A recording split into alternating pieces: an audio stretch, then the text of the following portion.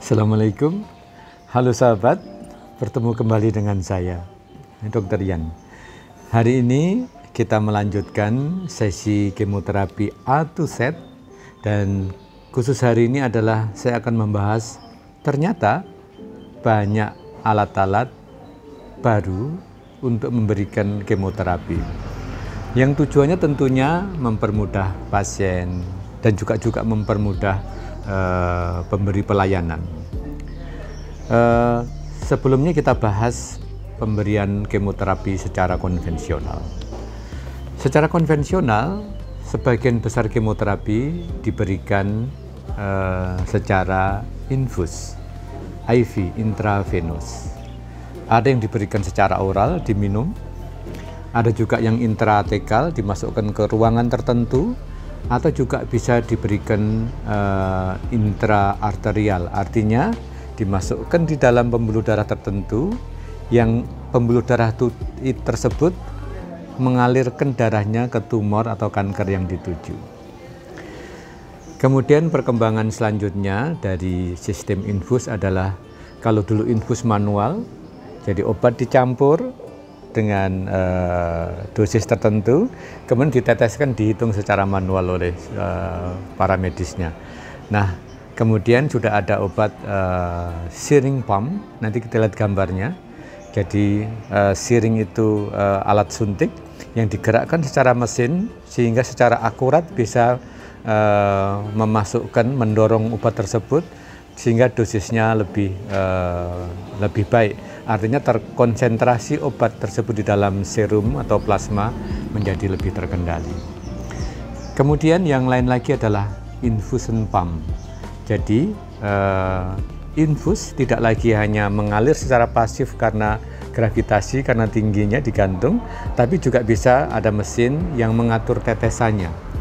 Kita bisa mengatur misalnya 20 tetes per menit, dan dari situ kita bisa mengetahui bahwa kadar obat tertentu di dalam darah adalah sekian, misalnya miligram per cc dan sebagainya.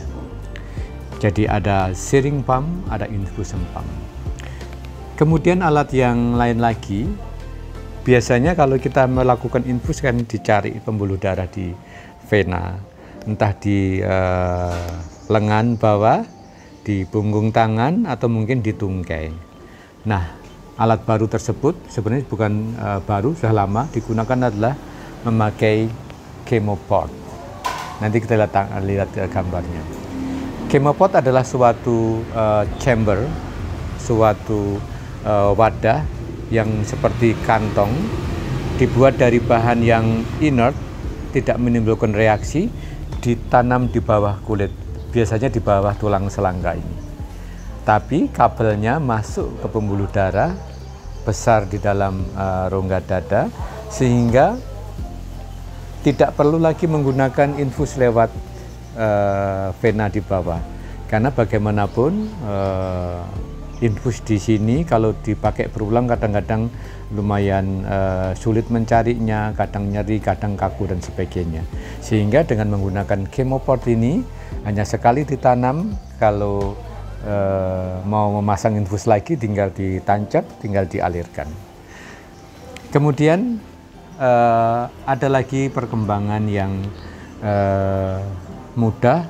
Kalau selama ini kemo tertentu, seseorang harus datang ke rumah sakit, entah duduk di kursi kemo atau harus berbaring dan sebagainya.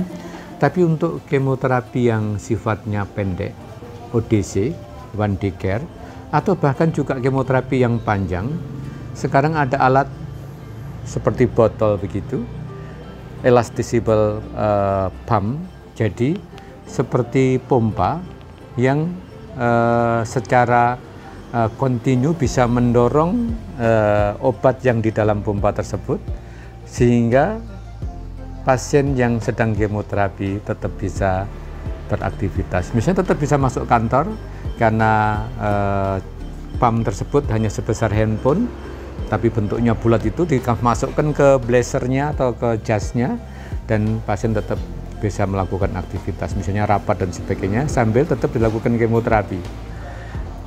Kemudian satu lagi yang sebenarnya bukan baru adalah pemberian kemoterapi yang diberikan langsung ke dalam rongga perut, dan cairan kemoterapi itu dihangatkan, namanya HIPEC, jadi hyperthermic intraperitoneal kemoterapi. Nanti kita lihat gambarnya, karena pada beberapa kasus, misalnya pada kanker-kanker yang menyebar di dalam rongga perut, maka pilihan ini mungkin salah satu yang membawa hasil lebih baik, walaupun tentunya kadang-kadang timbul komplikasi juga yang cukup banyak. Jadi demikian sahabat sekalian, ada perkembangan yang baik dan selalu berkembang. Bahkan perkembangan terakhir adalah bagaimana merancang obat secara nanoteknologi sehingga efektivitas cara pemberian dan sebagainya lebih baik. Nanti kita nantikan pada sesi selanjutnya. Semoga share ini bermanfaat. Silahkan tulis komentar atau ajukan pertanyaan, nanti kita bahas dalam sesi Ask Me, Canak Dr. Yan. Demikian, let's keep hope alive. We stand by you. See you tomorrow. Mari dukung channel ini dengan memberikan like, share, comment, and subscribe.